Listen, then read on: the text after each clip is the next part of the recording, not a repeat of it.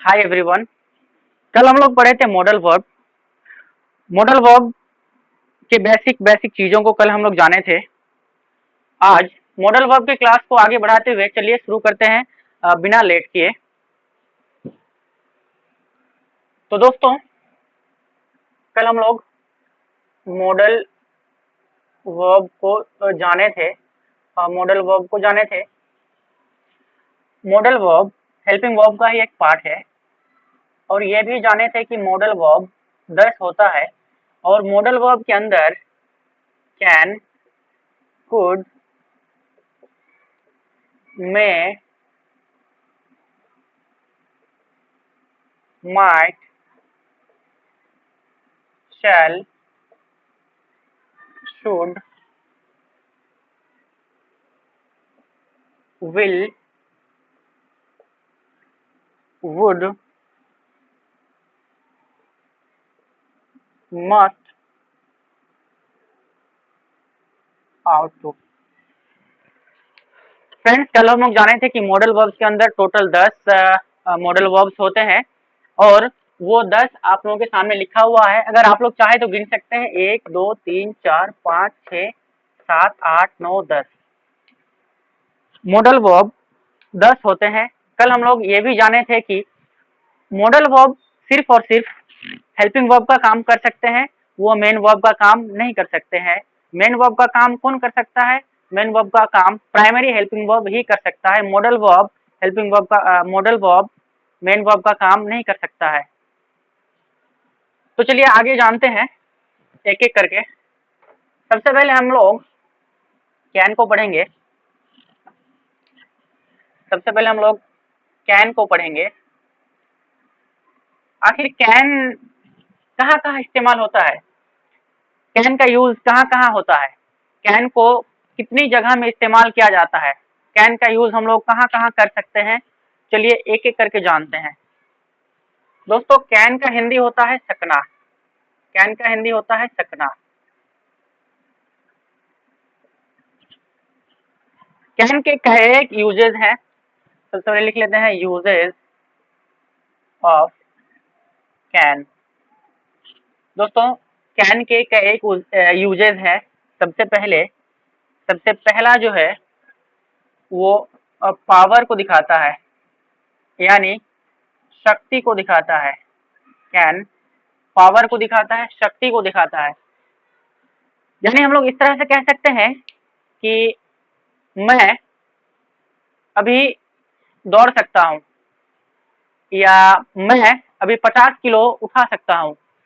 तो ये जो मेरा कैपेबिलिटी दिखाता है, मेरा जो क्षमता दिखा रहा है, ये इस क्षमता को हम लोग कैन से शो करेंगे। ये 50 किलो उठाना, दौड़ना, ये मेरा क्षमता दिखा रहा है। तो चलिए शुरू करते हैं। जैसे मैं दौड़ सकता हूँ। I can run. उसके बाद मैं 50 किलो वजन उठा सकता हूँ। I can lift 50 kg weight. दोस्तों, यहाँ पे जो रन है, ये रन कैन से दिखा रहा है। मतलब ये मेरा पावर है, मैं दौड़ सकता हूँ। मैं 50 किलो वजन उठा सकता हूँ।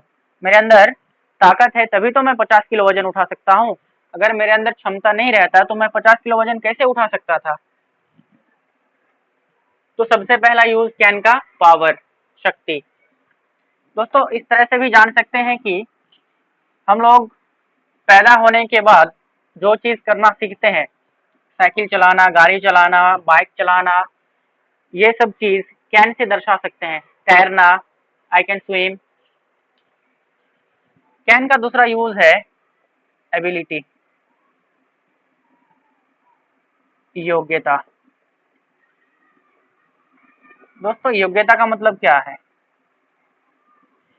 एबिलिटी, योग्यता।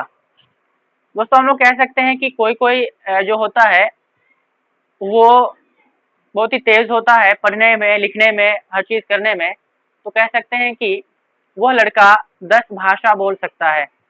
तो ये उसके अंदर की एबिलिटी है, ये उसके अंदर की योग्यता है। चलिए देखते हैं।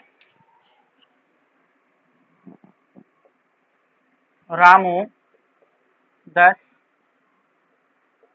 भाषा बोल सकता है। Ramu can speak 10 languages. दोस्तों यहाँ पे जो रामू है वो 10 भाषाएं बोल सकता है। ये उसके अंदर की एबिलिटी है, ये उसके अंदर की क्षमता है। ठीक है दोस्तों। और एक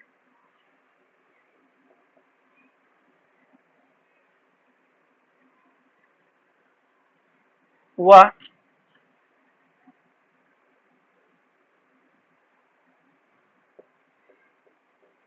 तैर सकता है। दोस्तों अगर इसका बना है तो वह का इंग्लिश क्या होगा? He can run, he can run. दोस्तों तैर पाना, तैर पाना जो है वो उसकी एबिलिटी को दर्शाता है, ये उसकी क्षमता को दर्शाता है, इसलिए यहाँ पे कैन रन होगा। कैन के अब तीसरे यूज को देखते हैं। कैन का तीसरा यूज क्या है? दोस्तों कैन का तीसरा यूज है कैपेसिटी।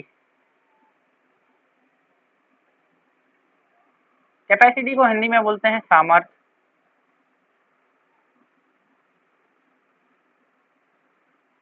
सामर्थ्य या क्षमता भी बोल सकते हैं, कोई दिक्कत की बात नहीं है।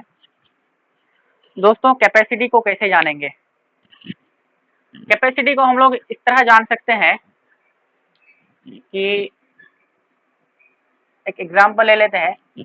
एक लड़का है वो अपने दोनों हाथों से लिख सकता है। जैसे एग्जांपल के तौर पर राजू अपने दोनों हाथों से लिख सकता है। Raju can write of his both hand. दोस्तों यहाँ पे जो राजू का कैपेसिटी है, जो राजू का क्षमता है, वो ये है कि वो दोनों हाथों से लिख सकता है। वो अपने दोनों हाथों से लिख सकता है, ये उसकी क्षमता है। और एक एग्जांपल लेते हैं। वह पानी के अंदर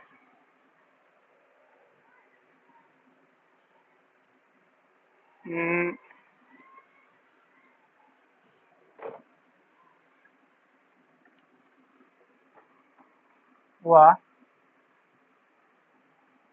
लगातार 1 घंटा दौड़ सकता। दोस्तों बनाते हैं। He can run 1 hour continuously या रेगुलरली? कंटिन्यूअसली बेहतर रहेगा। कंटिन्यूअसली। दोस्तों 1 घंटा लगातार दौड़ने की क्षमता हर किसी में नहीं होता है। इस लड़के में जो है 1 घंटा लगातार दौड़ने की क्षमता है। इसलिए यहाँ पे हम कैन से दर्शाए, इसलिए यहाँ पे हम कैन से दर्शाए। मुझे उम्मीद है आप लोग बेहतर समझ रहे होंगे। चलिए कैन के अगला यूज को देखते हैं।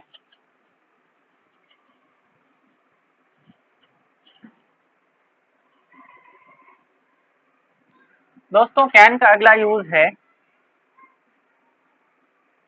चौथा यूज होगा परमिशन,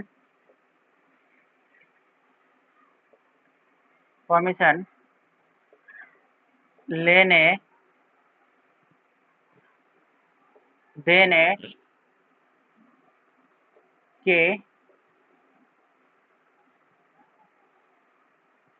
संदर्भ में। दोस्तों इसको एग्जाम्पल के तौर से समझते हैं। जैसे मैं अभी रूम में हूँ, तो कोई रूम में आना चाहता है, बोलेगा मैं कम इन सर, हम बोलेंगे you can not enter my room, you can not enter my room. कोई मुझे परमिशन मांग रहा है, मे आई गो, हम बोलेंगे यस यू कैन गो। इस तरह से भी कर सकते हैं। जैसे एग्जाम्पल के तौर पर यू कैन गो नाउ, तुम अब जा सकते हो। You can not enter my room, you can not enter my room, तुम मेरे रूम में प्रवेश नहीं कर सकते हो। दोस्तों यहाँ पे परमिशन देने परमिशन लेने के संदर्भ में बात हो रही है। आप किसी को परमिशन दे भी सकते हैं, किसी को परमिशन ना भी दे सकते हैं, उस सेंस में भी हम लोग कैन का यूज कर सकते हैं। चलिए आगे देखते हैं कैन का पांचवा यूज क्या हो सकता है।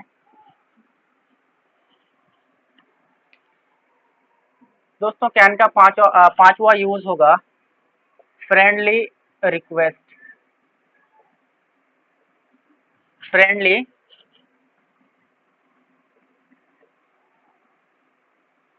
रिक्वेस्ट।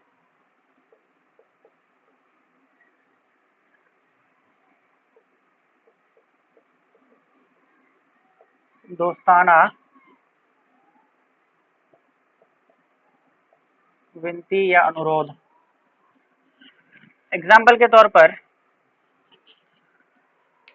कोई दो लड़का कहता है क्या हम दोनों दोस्त बन सकते हैं, तो इसको कैन से भी दर्शा सकते हैं।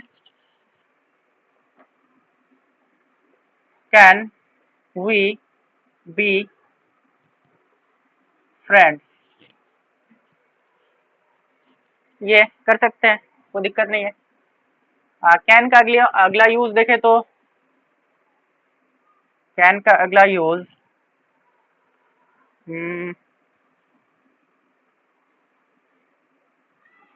Theoretical possibility, theoretical possibility.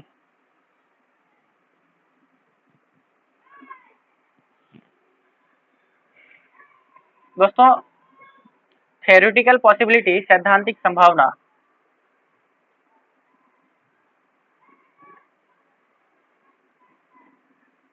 सैद्धांतिक संभावना। इसको ऐसा कर सकते हैं, इसका एग्जाम्पल ले सकते हैं।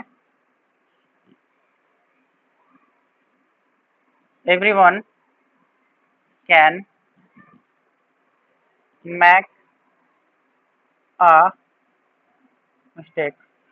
दोस्तों हर कोई जो है गलती कर सकता है। दुनिया में जितने इंसान है, कोई ऐसा नहीं है कि अपनी जिंदगी में गलती ना करता हो, हर कोई कर सकता है और हर कोई करता है। अगला यूज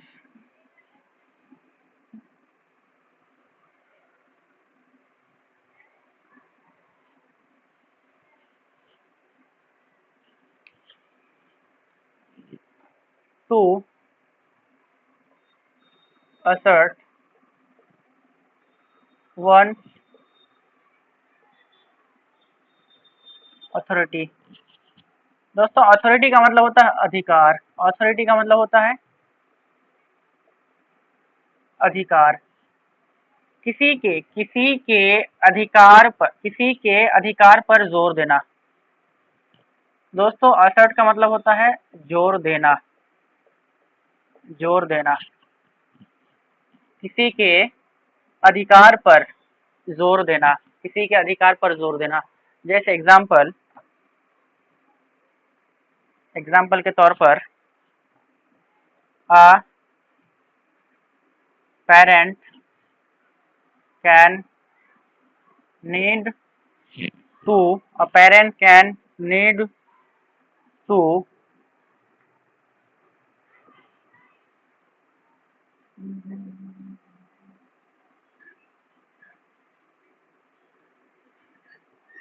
punish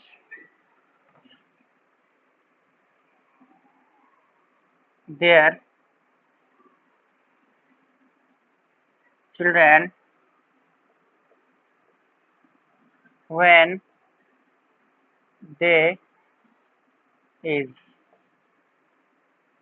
misbehaving। दोस्तों यहाँ पे आप ऐसा देख सकते हैं कि कोई माता पिता अपने बच्चों को सजा दे सकता है जब उसका बच्चा मिसबिहेव करे उनसे। तो ये उनके अधिकार पर जोर दिया गया है। और एक example, you can not disobey the orders of court। दोस्तों कहने का मतलब है यू कैन नॉट डिसओबे, तुम अवहेलना नहीं कर सकते हो किसका, ऑर्डर्स का, आदेशों का। किसके आदेशों का, ऑफ कोर्ट, कोर्ट के आदेशों का। तो दोस्तों कैन का यूज इतना ही रहा। अब आज क्लास को यहीं तक रखते हैं। आइंदा कल कुड के बारे में पढ़ेंगे। मुझे उम्मीद है कि आप लोग इस क्लास को एंजॉय किए होंगे और ज़रूर व ज़रूर कुछ नई चीज़ें सीखने को मिले होंगे आप लोगों को। कल एक नए अंदाज के साथ मिलते हैं कुड के साथ।